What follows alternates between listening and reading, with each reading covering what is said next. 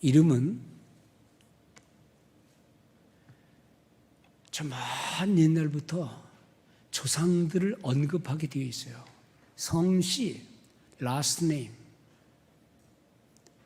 이름, first name, middle name은 아빠가 나에게 너는 이런 사람 되라 라고 이름을 지어준 거예요. 그것이 구약 성경의 전통이에요. 근데 영어는 그런 의미가 없어요. 우리 여러분들 가진 모든 이름은 뜻이 있어요. 야곱이라고 이름 지어진 이유, 아브라함이라고 이름 지은 이유, 다윗이라는 이름, 다 성경의 이름은 뜻이 있어요. 늑대와 추물이라는 영화를 보면 거기는 이름이 있어요. 뻘떡이나 잘 뛰는 놈아, 장대같이 키가 큰 놈아, 그게 다 이름이에요.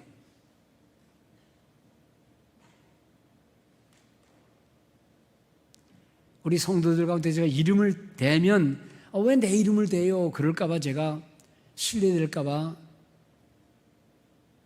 언급을 안 해야 되겠지만 제가 들은 이름 중에 아주 멋있는 이름이 있어요.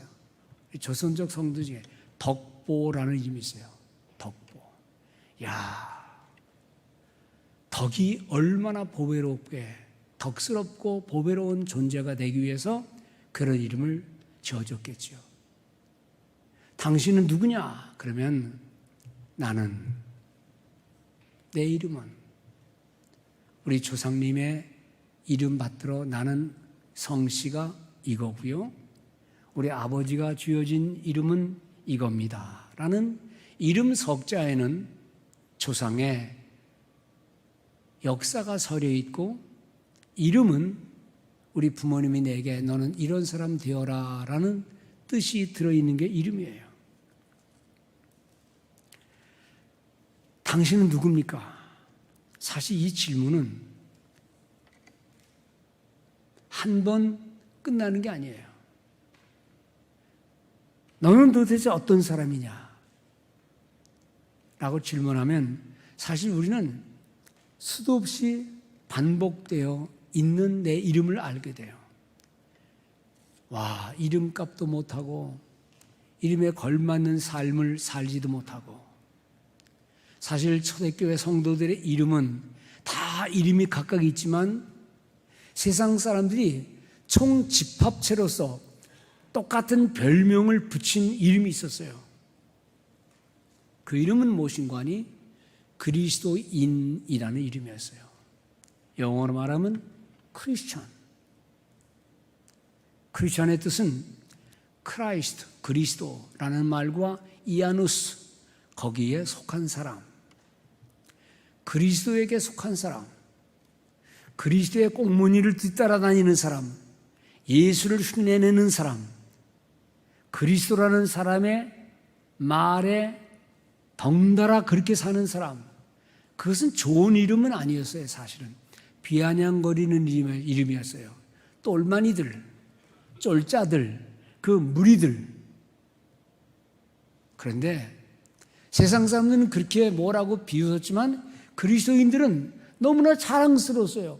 우리 주님 그리스도의 뒤를 따르는 사람이다. 비록 험하고 힘들고 많은 고난이 와도 그리스도의 뒤를 따른다는 게 얼마나 복이냐라는 그들은 자부심을 가지고 고난도 자초했고 고생도 스스로 했고 죽음도 두려워하지 않고.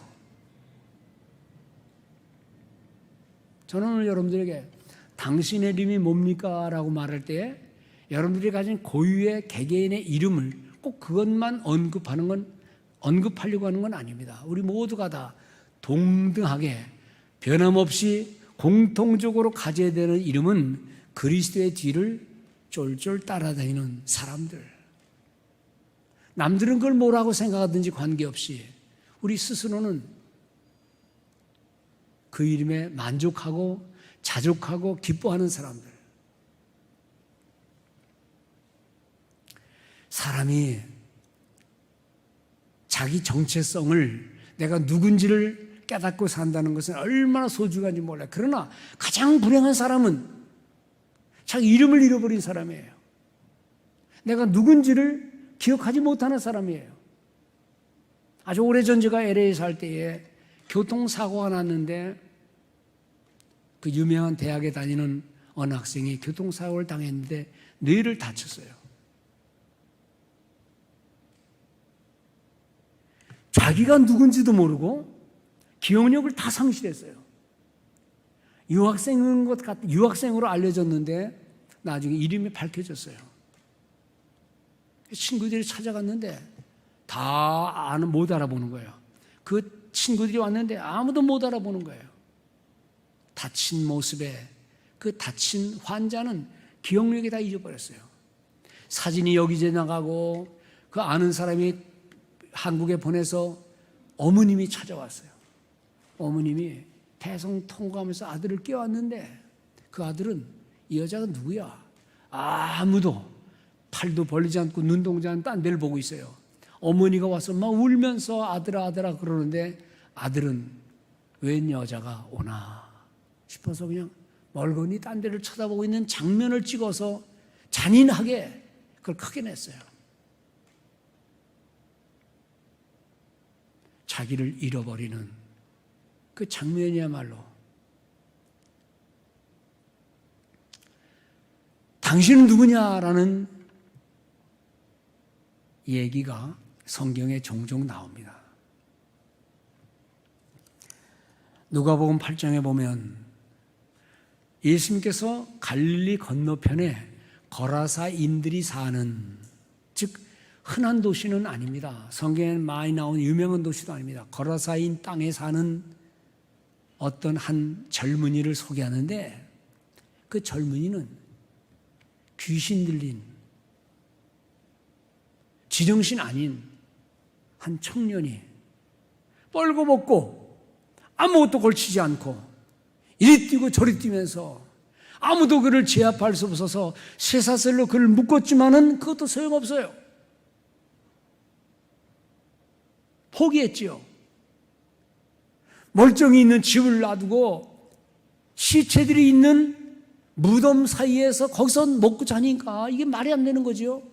여러분들 미국의 장례 문화를 볼 때 미국은 시체들이 있는 저 묘지는 너무나 아름다워요. 살고 싶은 마음도 있을 수 있어요.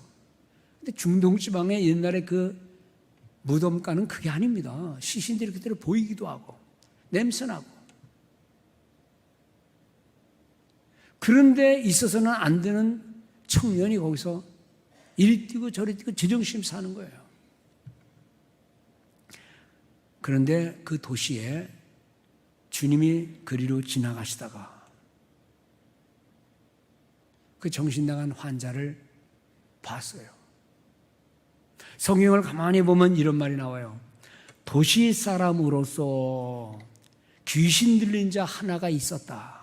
도시 사람으로서 저는 제가 시골을 너무 좋아하고 산속을 너무 좋아하니까 그래, 도시는 정신 나간 사람들 많을 거야.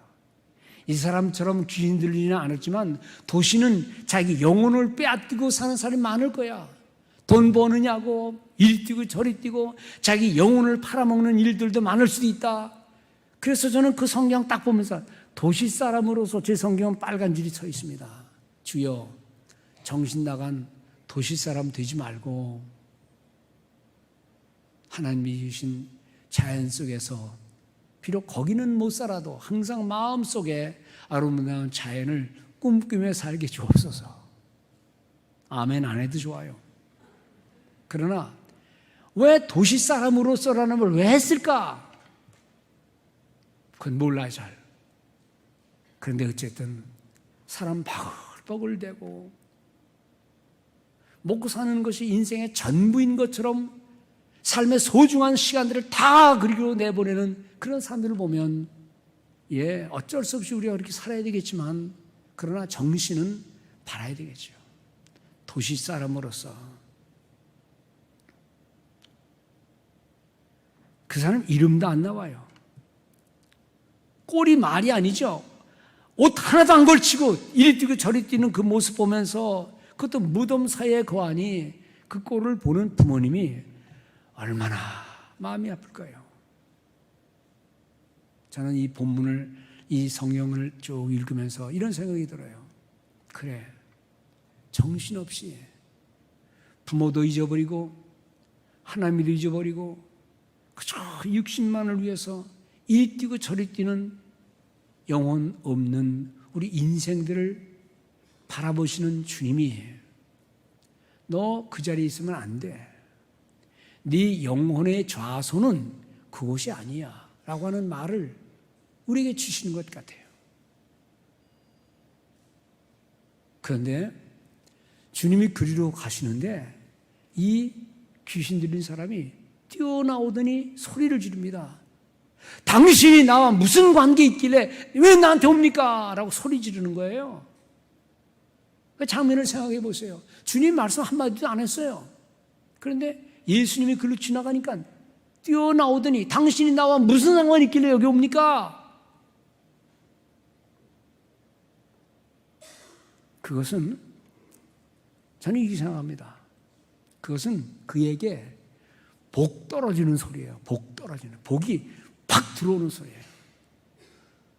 어떻게 보면 두 사람, 예수 그리스도와 귀신 들린 사람 간에 큰 충돌이 일어나는 것 같지만 예수님에게 당신 나와 무슨 상관이 있습니까? 라고 소리 지르는 이 미친 소리는 어떻게 보면 그에게는 행운의 소리예요.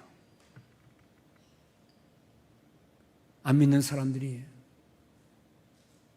예수를 잘 모르니까, 하나님을 믿지 못하니까 삶의 고난과 역경을 당할 때 하늘이여 당신이 살아있습니까? 라고 소리 지르는 것도 복의 시작이에요.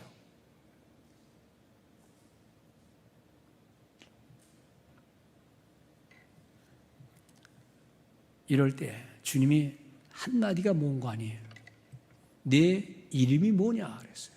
What is your name? 성경에 보니까 그 귀신 들린 사람의 답변이 나옵니다.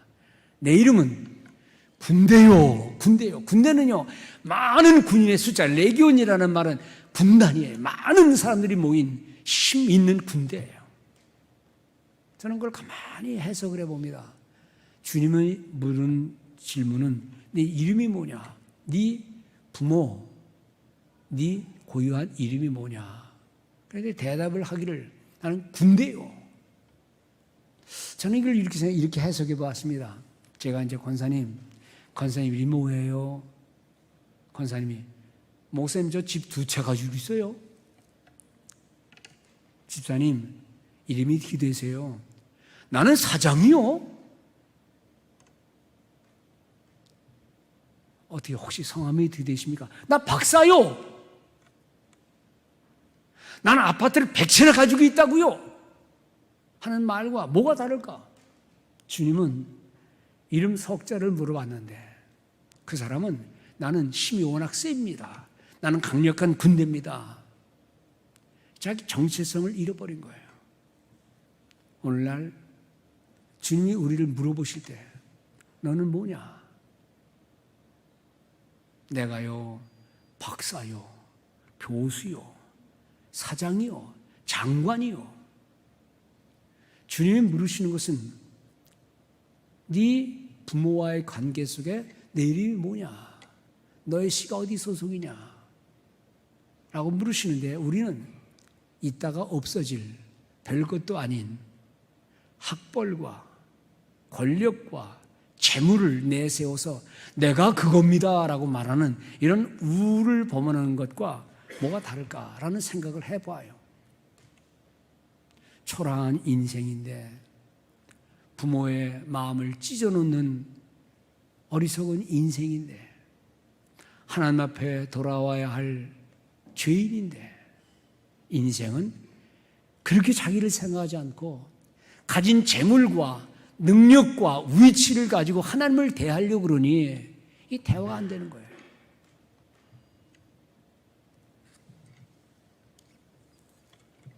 여러분, 이 정신 나간 사람과 마주한 예수님의 첫 질문이 귀신 들린 사람에게 내 이름이 뭐냐라고 물으셨어요. 오늘 우리가 읽은 본문 요한복음 8장은 이제는 많은 유대인들이 예수님을 향해서 당신 누구냐 도대체? 라고 질문하는 거예요. 이 질문을 받으신 거예요. 그들은 예수를 알긴 아는데 알다가도 모를 인물이에요. 목수의 아들 아니냐. 근데 목수 아들답지 않게 말을 하고 그렇게 살지 않는 거예요. 배운 게 없는 줄 알았는데 자기들보다 훨씬 이상한 말을 많이 하는데 도대체 종잡을 수가 없어요. 저게 인간이 누구야 저게. 부모도 알고 형제도 알고 그 집안 족보를 다 아는데 저게 하는 말이 나는 하늘에서 왔다 그래요. 나와 그분은 하나다 그래요. 요한복음 8장을 가로세기는 아주 황금 같은 말이 있는데 그거 보면 나는 세상의 빛이다 그래요. 그러니 이게 뭔가 서로 이해가 안 되는 거예요. 많은 유대인들이 머리를 기우뚱거리면서 희한한 인간이네. 그래서 질문합니다. 도대체 너는 누구냐?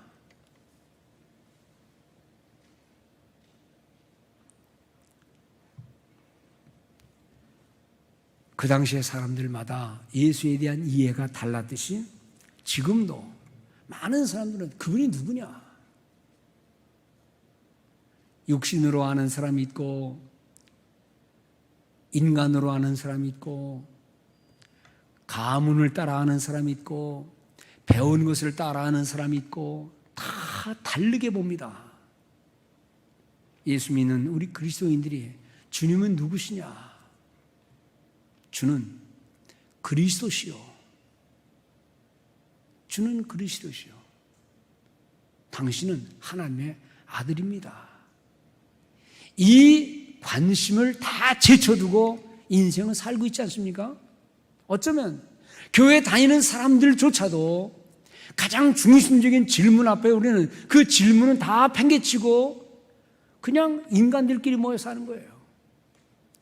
교회가 교회다운 이유는 우리가 많은 관심을 갖고 있지만 이런저런 많은 관심을 갖고 있지만 우리의 진정한 관심은 그분이 누구냐에 대한 올바른 이해와 거기서 나오는 그러면 나는 누구냐라는 이름이 나오고 내가 그분이 누군지를 알고 내가 누군지를 알면 나는 어떻게 살아야 되는지를 알아야 되는데 그분도 모르고 또 나도 모르니까 우리는 그냥 되는 대로 사는 거예요.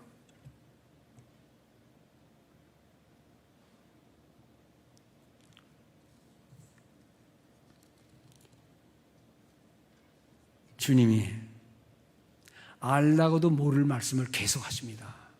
나는 아버지와 나는 하나다. 내가 하는 모든 말은 내가 자의로 하는 게 아니라 그분이 하라고 하는 말을 하는 것이다. 내가 아버지와 함께 있다. 나는 그분이 좋아하는 일만 골라 하기 때문에 그분은 나를 홀로 내버려두지 아니하신다. 그분은 나와 함께 하신다.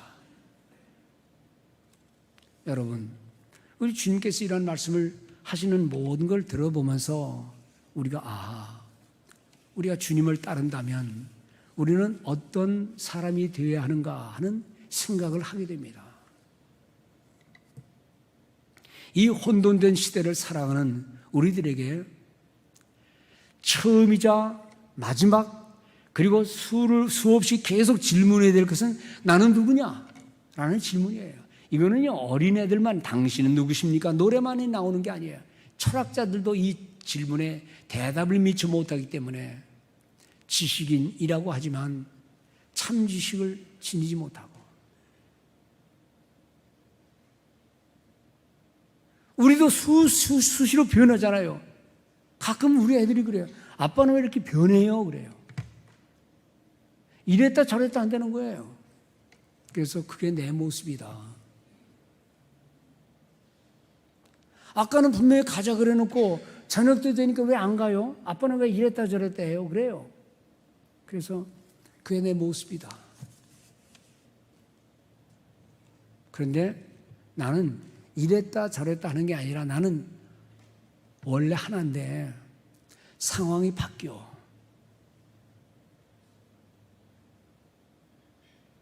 우리 인생이 그렇지 않습니까? 은혜 받을 때는 하나님 감사합니다 하고 막 최선을 다해 헌신할 것 같아도 또 낙심들면 다 내버리는 거예요. 찬송을 힘차게 부르다가도 어떤 한마디 말에 낙심이 되어서 하나님이고 뭐고 없는 그런 삶을 살 때가 있지 않습니까? 훌륭한 목사요, 훌륭한 장로요, 훌륭한 권사요, 훌륭한 성도인 것 같은데 어느 새에 나는 나락에 빠지기도 하고 넌 누구냐 그럴 때에 주여 나를 모르십니까? 라고 말해야 되는데 주님 나 주님 모릅니다 라고 말할 때가 있지 않습니까?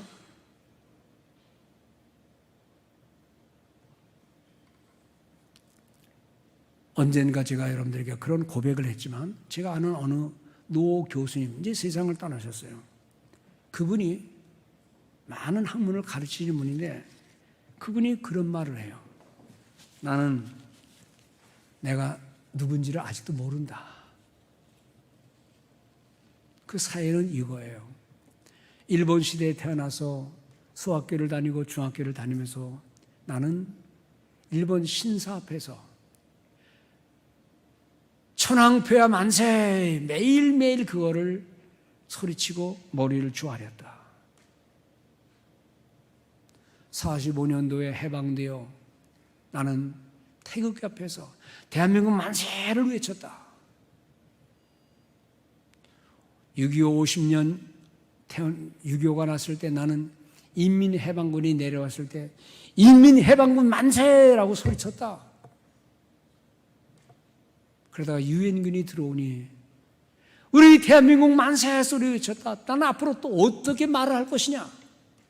나는 내가 누군지 헷갈릴 때가 많다. 이럴 때는 이렇게 말하고 저럴 때는 저렇게 말하고 나는 지금도 내 자신이 또 그런 일을 당하면 헷갈릴까 봐 나는 내가 누군지를 모르겠다.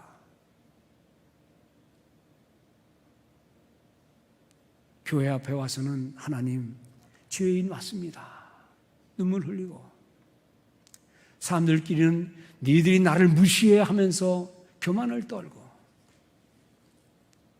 돈 앞에서는 신이고 교회고 없고 그러다가 어떤 일을 당하면 주여 나는 죄인이다 고백하는 이런 모든 일을 왕복하는 이런 모습 보면서 때로 우리는 스스로에게 그렇게 말할 수 있습니다. 너는 도대체 누구냐? 다시 거라사인의 귀신 들린 장면으로 돌아가면 우리가 내용을 알죠. 예수님께서 그를 고쳐주셨어요. 고쳐주신 장면, 그 장면 앞에 거라사인들이 다 모여가지고 할렐루야 당신은 메시아입니다. 그게 아니에요. 그 귀신 들린 사람의 귀신이 큰 소리 치고 떠나면서 그 귀신 들린 그 모습이 어디로 들어갔는 거 아니? 돼지떼에게 들어가서 돼지떼. 떼로 돼지에게 들어가서 그 돼지가 정신없이 막 뛰어다니다가 비탈길을 내리달아서 큰 호숫가로 다 빠져 죽었어요. 그때야 거라사인들이 난리가 난 거예요. 그래서 예수를 나가라! 이 동네에서 나가라! 여러분, 그거 이상하지 않습니까? 우리는 한 영혼이 주님 앞에 돌아와서 온전해졌을 때 이거야말로 정말 하나님의 기적입니다. 소리치고 감사하고 영광을 하나님께 돌려야 되는데 거라사인들은 눈 깜짝하지 않았어요. 그리고 본 것은 돼지, 다른 성경에 보니까 2,000마리의 돼지가 정신 나가게 막 이리 뛰고 저리 뛰다가 바닷속에 물속에 빠지니까 그때서야 정신 바짝 나서 예수를 내쫓는 장면을 보면서 이게 영혼을 바라보는 세상 사람들의 가치관이로구나. 신앙을 바라보는 세상 사람들의 기준이 이로구나. 지금도 그렇지만 그때에도 물질 앞에, 돈 앞에 신앙은 쪽을 못 쓰는구나.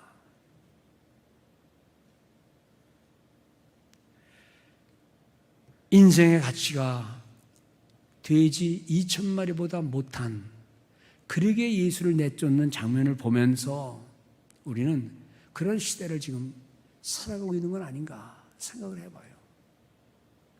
슬픈 내용입니다. 예수님이 능력으로 그 정신 나간 환자를 고쳤다는 게 여기에 핵심이어야 되는데 우리는 이 장면을 보면서 그래, 우리는 이런 세상을 살고 있고 나도 그런 분위기에 살고 있고 물질 앞에서는 이런 모습이 이 현대 사회에서 우리를 유혹하는 것 아닌가. 그래서 세상이 바라보는 시각과 믿음의 사람들이 바라보는 시각이 이렇게 차이 있는 거예요.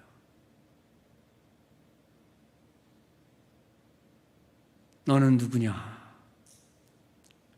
다시 오늘 본문 요한복음 8장으로 들어가면 당신이 누구냐라는 말할 때에 주님이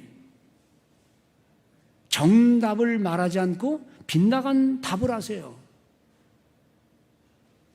네가 누구냐 그럴 때 주님은 나를 보내신 분이라는 말을 해요. 나를 보내신 분, the one who sent me, 나를 보내신 분.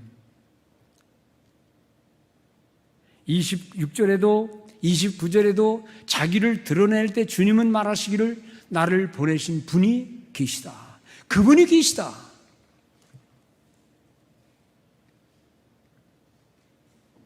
여러분, 여기 컵이 있는데 이 컵은 그냥 있는 게 아니죠. 이 컵을 여기에 갖다 놓은 착한 분이 계시다. 이 꽃은 그냥 있는 게 아니고 아름다운 강대를 장식하기 위해서 누군가 갖다 놓았다 하는 목적이 있어요. 우리는 예수 믿는 우리 모든 성도들은 네가 누구냐를 말하기 전에 나를 이 자리에 오게 하신 그분이 계시다. 그분이 나를 홀로 두지 아니하신다. 왜? 내가 그분이 좋아하는, 그분이 기뻐하는 일을 행함으로 나를 외롭게 외톨이로 두지 아니하신다. 이것이 주님의 답이었어요. 성도 여러분, 우리가 외롭다고 생각될 때, 넘어졌다고 생각될 때, 나는 왜 이렇게 힘든가라고 생각될 때에 우리가 우리 자신을, 인간을 깊이 뜯어봐야 뭡니까? 인간을 아무리 깊이 분석해봐야 뭡니까? 이 꽃은 그냥 꽃이에요. 근데 이 꽃을 갖다 놓고 감상하고 감사하는 그 마음들이 있어요. 우리 인생이 뭡니까?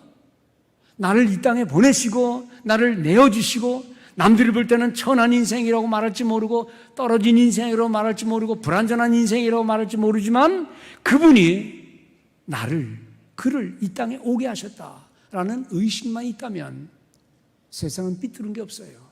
부족한 게 없어요.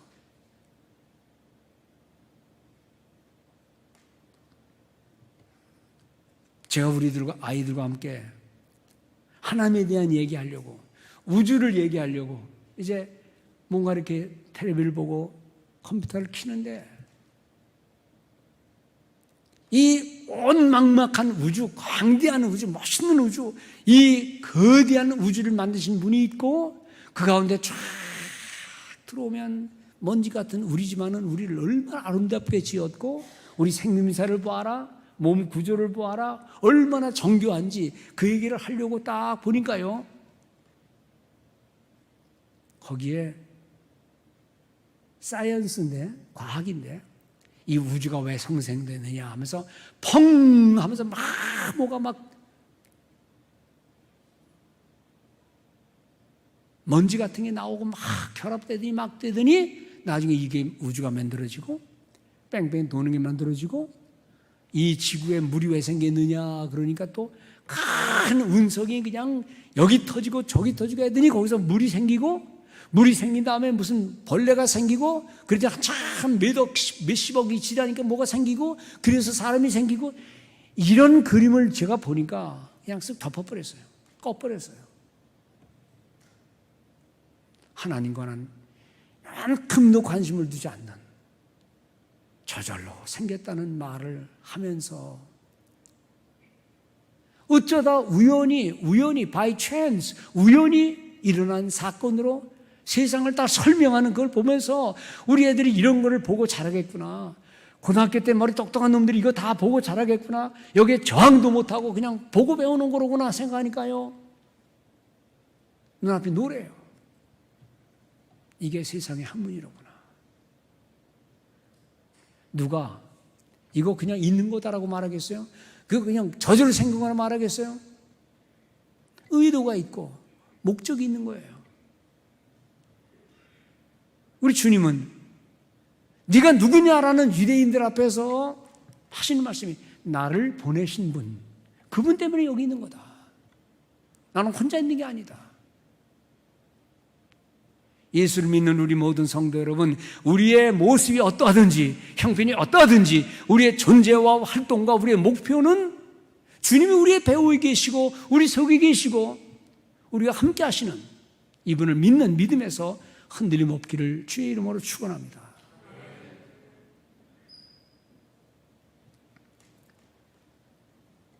저도 집에 있으면 옛날 예수 믿기 전에 초등학교 때, 중학교 때 흘러 들어온 노래가 있어요. 저도 노래를 좋아했고 시도 좋아하고 그래서 그냥 멋모르고 찬송하나 알지도 못했으니까 그냥 노래 따라다녀요. 지금도 기억나는 노래는 그런 거예요. 어른들이 부르는 노래인데 제가 조숙했는지 그 유행가들을 많이 불렀어요.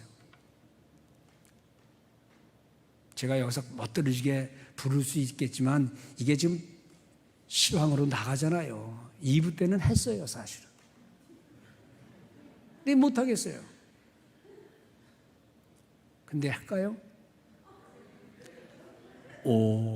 오늘도 걷는다 많은 청처 없는 이 발길, 오늘도 우리는 어딜 가느냐, 뭐 그런 노래예요. 저는 그 노래를 가끔 부릅니다. 왜 부른 줄 아세요? 하나님, 내가 예수 몰랐더라면 지금 70이 다 되는 이 나이에도 이 노래 부르면서 눈물 났겠지요. 하나님, 하나님이 나를 목사 안 시켰으면 나도 이 노래 부르면서 인생을 많이 눈물 지게 했겠지요. 주님, 이 노래 들어보세요. 내가 얼마나 복이 있는 인생인 줄을 나는 믿음으로 고백하는 겁니다. 그러면서 그 노래를 불러요. 그러면서 그 노래의 가사와 정반대인 목표 있는 삶을 살고 나와 함께 하시는 하나님을 믿으면서 그 다음에 찬송이 나오는 거예요.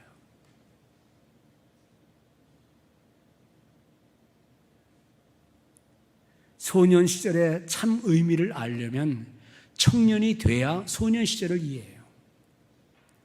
청년의 시절을 그때는 모르지만 장년의 세월이 되어야 청년의 세월을 알아요.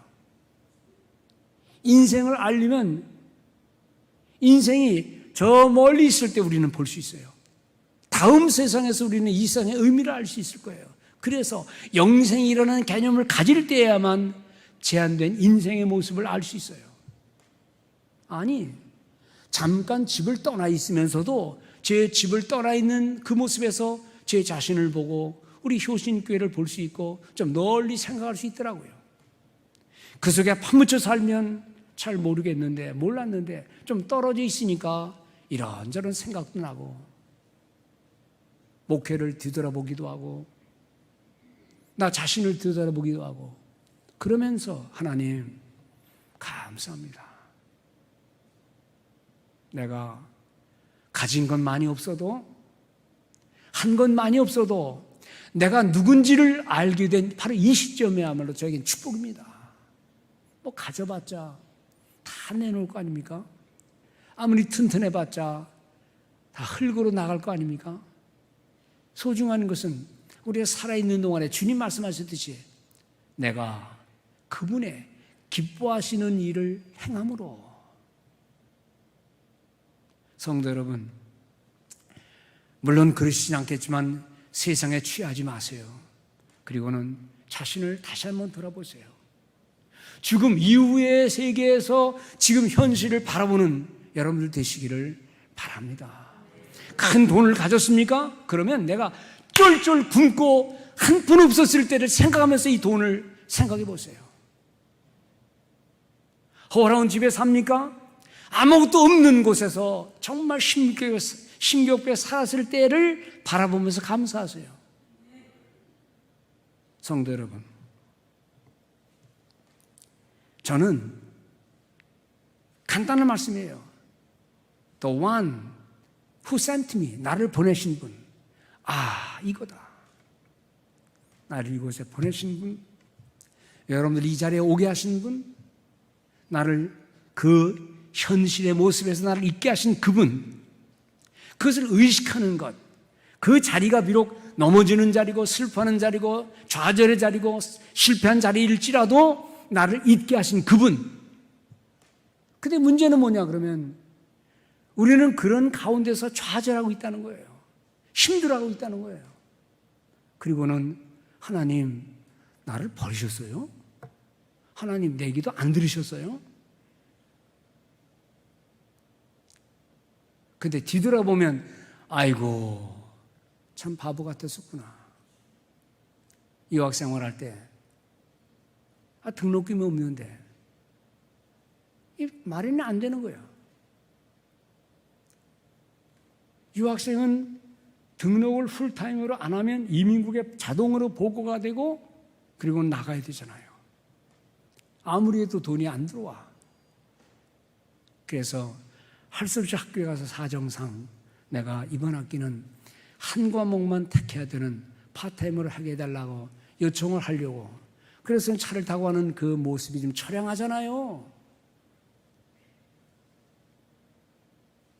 2시간 달려서 학교에 도착해서 그 당시 저를 지도하던 교수님 만나가지고 좀 상담할 게 있습니다.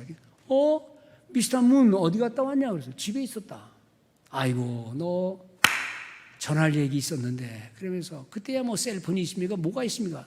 이메일이 있습니까? 그냥 직접 집으로 전화 아니면 만나야 되는 거예요.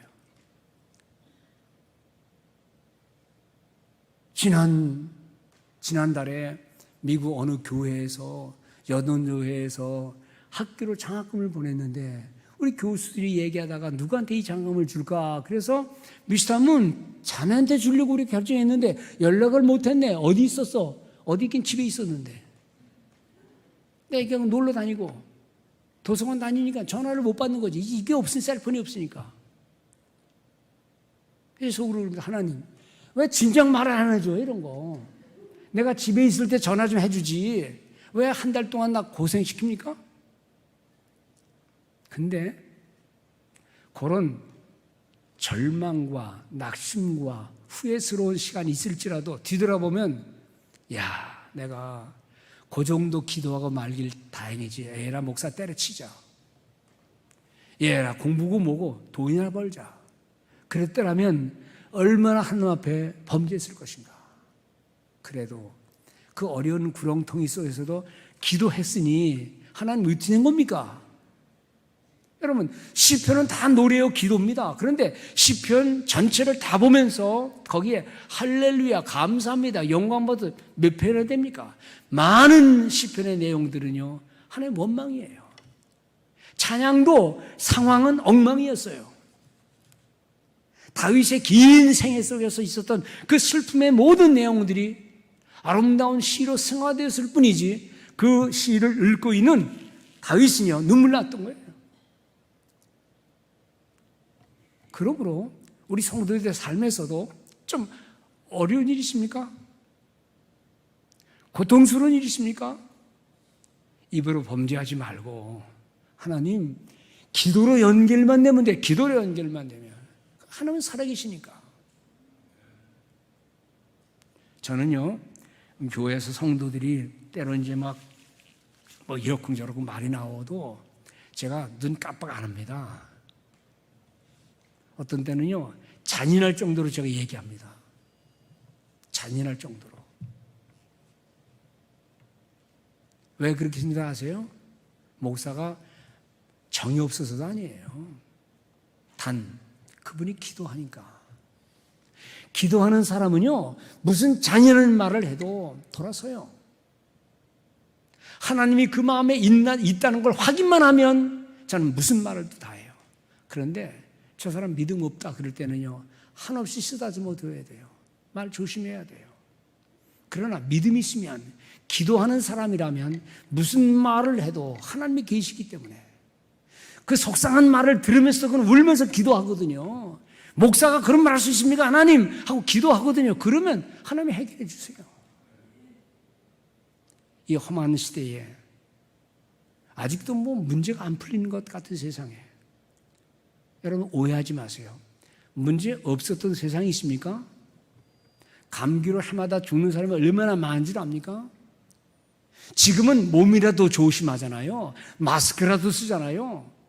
지멋대로 다니면서 온갖 악한 것과 흉한 것과 불편한 모든 것들을 다 마시고 돌아다니는 일이 얼마나 많았습니까? 차라리 이렇게 조심조심하면서 성가대원도 마스크 쓰면서 우리 조심하자 이게요, 이게 불행입니까? 세상이 이렇게 점점 더러워지고 있다, 악해져 가고 있다, 저런 바이러스가 있다. 거기에 신앙의 눈을 뜨고 그걸 바라본다면 하나님, 이게 얼마나 은혜스러운 때입니까? 라고 고백할 수 있어요.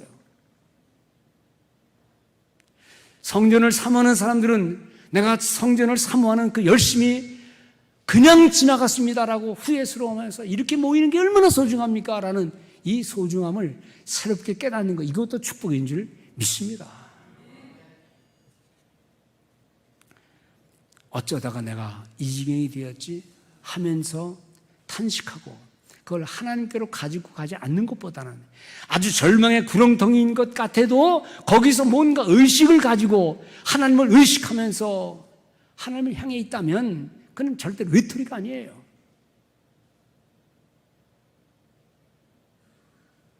야곱이라는 인물 알잖아. 야곱이 어떤 사람이지.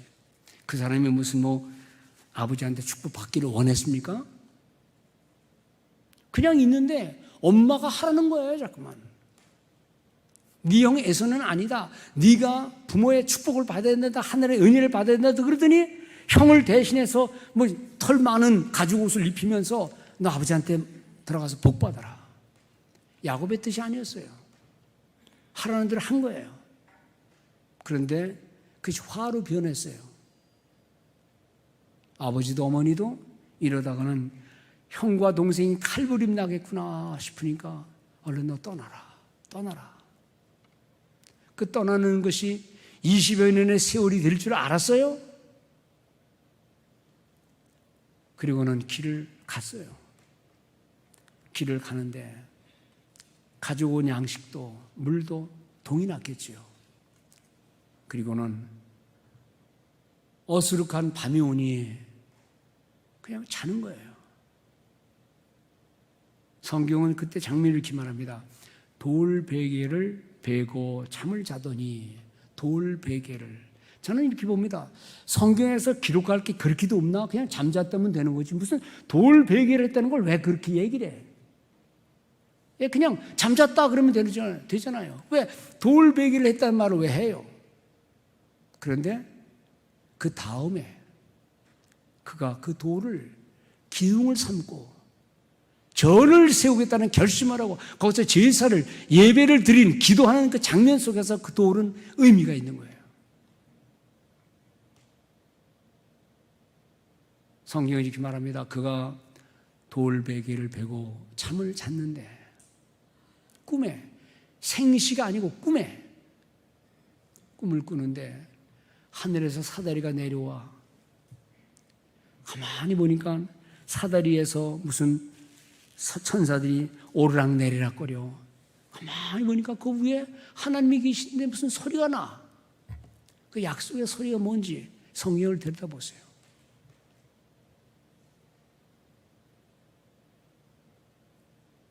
화들짝 놀라서 잠을 깨보니까 꿈이네, 꿈.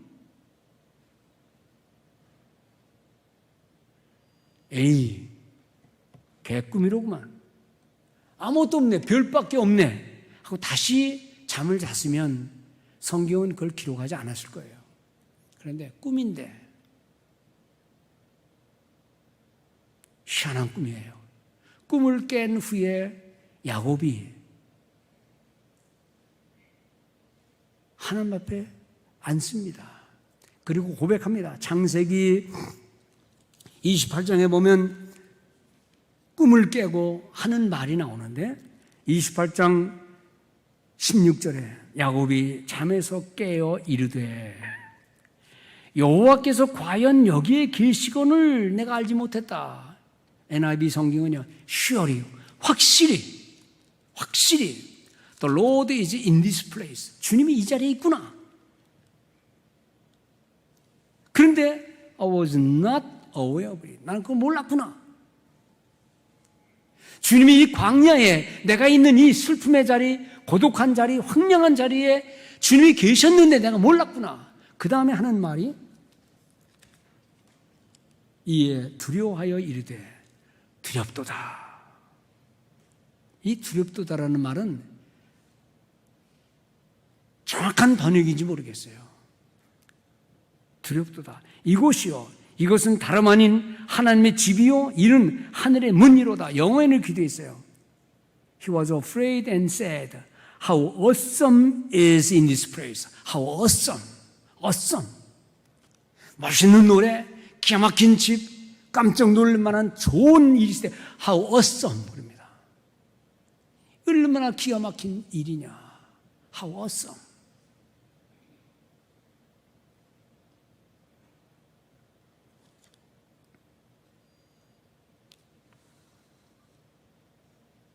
그리고 그 돌은 성전 기둥이 되고, 원래 그 땅 이름은 루스인데 이 애굽 야곱의 사건 이후에 그는 그곳을 벳엘 그럽니다. 벳엘, 여호와의 집이다 그 말입니다. 나중에 이스라엘 역사에 거기에 성전이 세워지는 거예요. 아무것도 아닌 것 같은데 비록 꿈을 꾼 것이지만 그 꿈을 믿음으로 받고 하나님이 나와 함께 하셨던 그 믿음을 가지고 있을 때에 그의 모든 삶은 변하는 거예요. 그런데 상황은 하나도 변하는 게 없어요. 여전히 홀로의 사실은. 그런데 그 속에, 그의 마음 속에, 그의 신념 속에 주님이 들어와 계신 거예요. 우리가 우리의 눈으로 우리 자신들을 바라보면 세상은 하나도 변한 게 없어요. 여기서 여러분들이 아무리 큰 은혜를 받았다 그래도 나가면 다 그거예요. 세상 그대로예요. 그런데 중요한 것은 세상이 변하는 게 아니라 우리의 마음이 변하는 거예요. 삶의 진정한 변화는 신앙의 고백이 있다는 겁니다.